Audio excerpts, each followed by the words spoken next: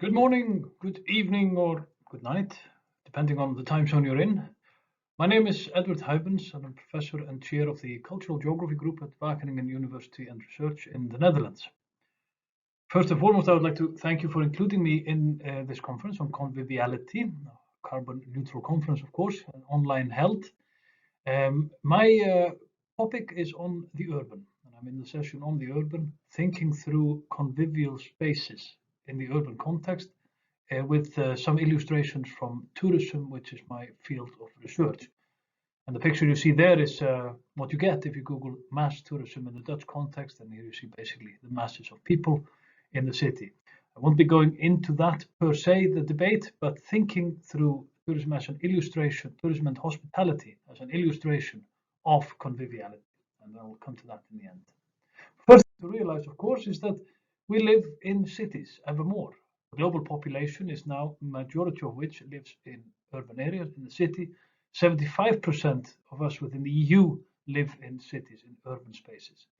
There is ongoing what has been termed a planetary urbanization at a pretty rapid rate. And indeed, as David Harvey mentions, this is a reflection of the fact that capital continues to move around in search of a spatial fix to its overaccumulation problems, but at an accelerating rate. And we see the exploding growth of cities, for instance, in this case, Shanghai, that we see that has transformed in a matter of decades, to the extent that even sand is becoming a scarce resource on a planetary scale.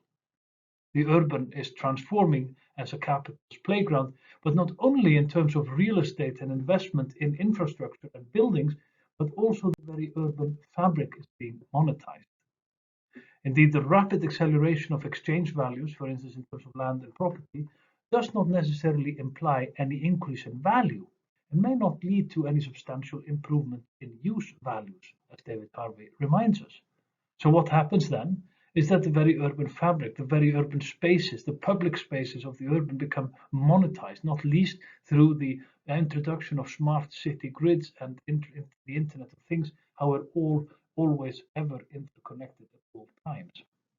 Indeed, manifestation of the monetization of the urban fabric is the way in which smartphones dictate our lives and have now facilitated precarious working environments, for instance, of delivery, or bike deliveries, etc. We all know this, and we are familiar with, of course, how the very urban fabric is being monetized in our everyday life. But what seems to be happening is indeed what is represented here in this 17th century quatrain from Celebrating the Common. The law locks up the man or woman who steals the goose of the common, but leaves the greater villain loose who steals the common from the goose. What I claim is happening with the monetization of the urban fabric is that the very public spaces of the urban become subject to monetized exchange. In this context, this is no surprise, as Hugo Rossi talks about on life as a fictitious commodity.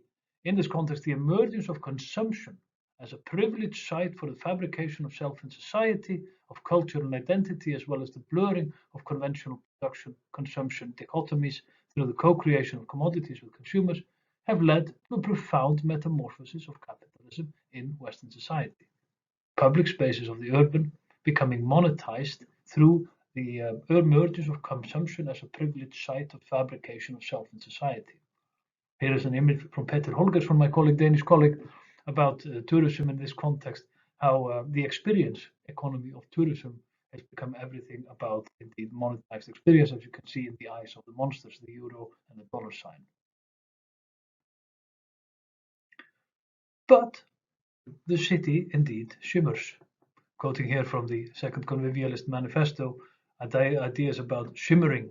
And as Hart and Negri talk about in their book Commonwealth, the metropolis might be considered first the skeleton and spinal cord of the multitude. That is, the built environment that supports its activity and the social environment that constitutes a repository and skill set of affect, social relations, habits, desires, knowledges, and culture.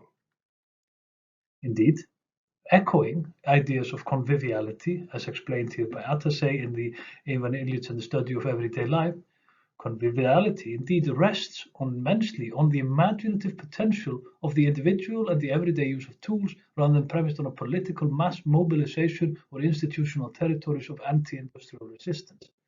It is through the individual rediscovery of everyday life and tools we begin to imagine convivial commonwealth alternatives to industrialism, cultivated and vitalized the social challenges to industrial forms of life.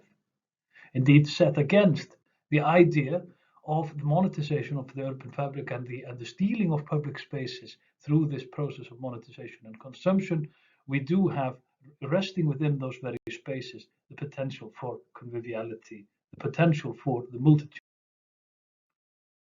Linking convivial spaces then, basically in the very urban fabric, in the spaces itself, basically lie their potential as well as, of course, their potential for appropriation.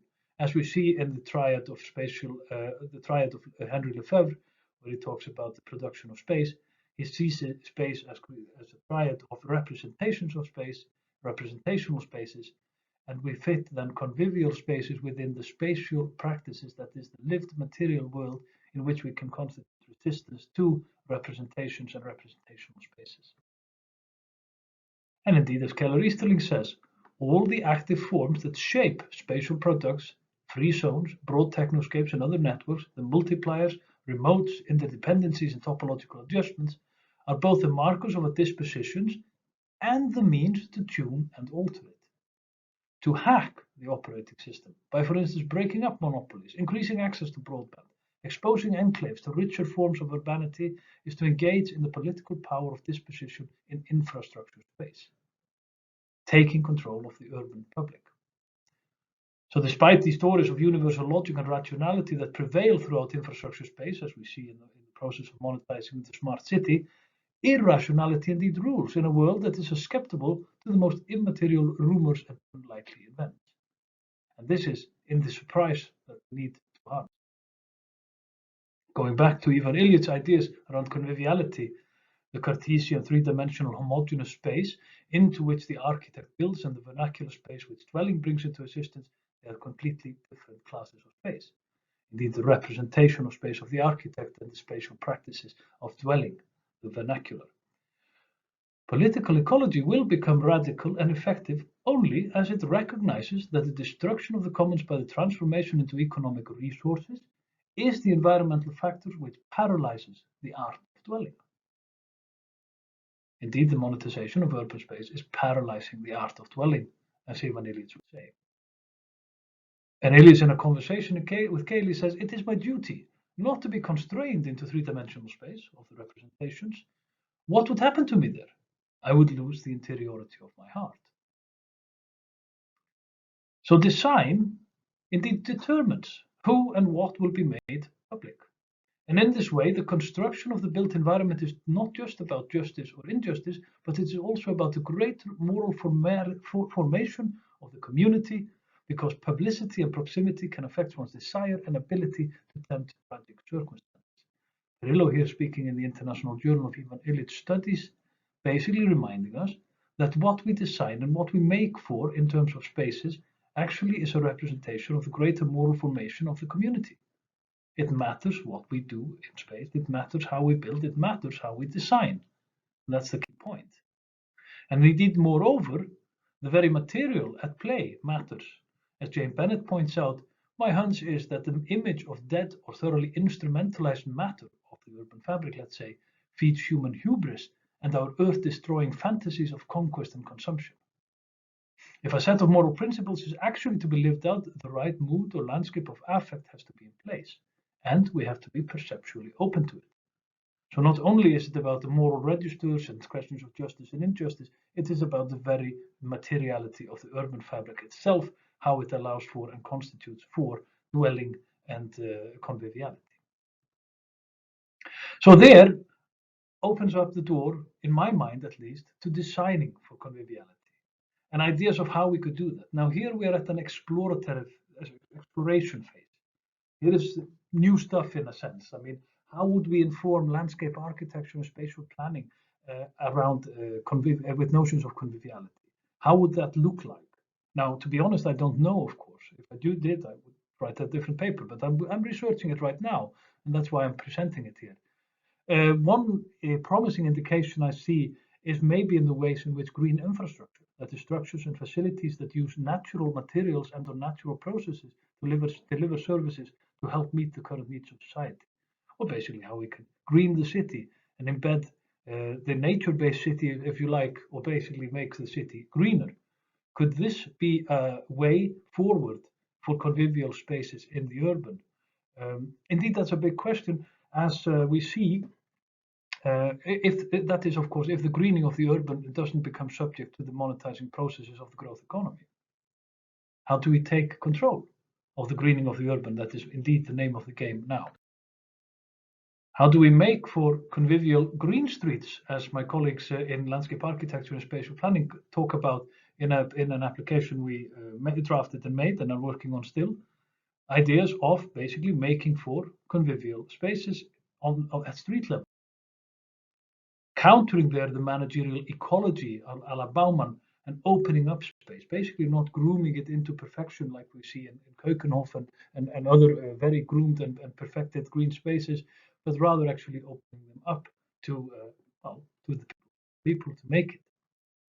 And moreover, not only designing green spaces and introducing nature into our cities, I also wonder, well, how we can actually open up those spaces, the public spaces, to the other, thinking through notions of hospitality and then indeed tourism.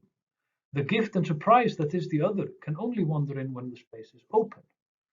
So conviviality at the crossroads, where we think about the visitor economy or the people who come as tourists to a place in order to open up their contemplations around hospitality in the context of conviviality. Here is indeed where I want to think how we should welcome the stranger, the sojourner, the traveler, the other. Where might hospitable encounters occur? And what kind of spaces does hospitality produce? Who is able to perform the welcoming host and who can be admitted as the guest?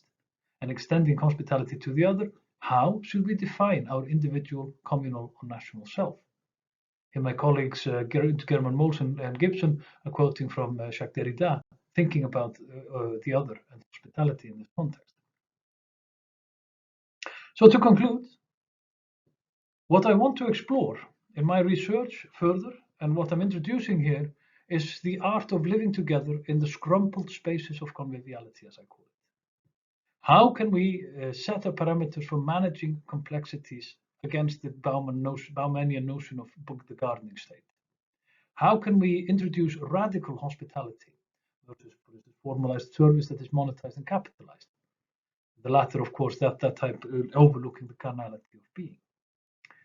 How can we think about spaces where we don't have power, where we try to avoid enslaving and debilitating perfectionism of all relations by actually succumbing and admitting ourselves to spaces and places? How can we rely on our own creative energies and desires and create an experimental form of everydayness through carnal participation? Basically legitimizing and spatializing individuation and as opposed to individualism. So what I'm thinking in those terms, and here quoting from Isabella Stengers about from the book The Coming Barbarism, how we can accommodate a multiplicity of practices, how we can cultivate the art of paying attention to the possible, how we can honor divergence and alloy differences based on what people make matter. That is, the creative oppositions that we see all around us in the spaces. How can we, instead of homogenizing, basically pluralizing, how can we enact the multitude in the urban fabric that is being thoroughly instrumentalized and monetized as we speak? And with that, I think I will conclude. Some stuff I've been writing indicative of this. However, there I'm not exploring conviviality. That's what I want to do now. Next is to think about conviviality, for instance, from a tourism perspective and from the perspective of earthly attachments in terms of climate change. The indication I have maybe the closest is the recently published article on earthly tourism and travel's contributions to a planetary champ de vie. Indeed, an old humanist geography term, champ de vie, that we might reinvent in terms of conviviality. Thank you.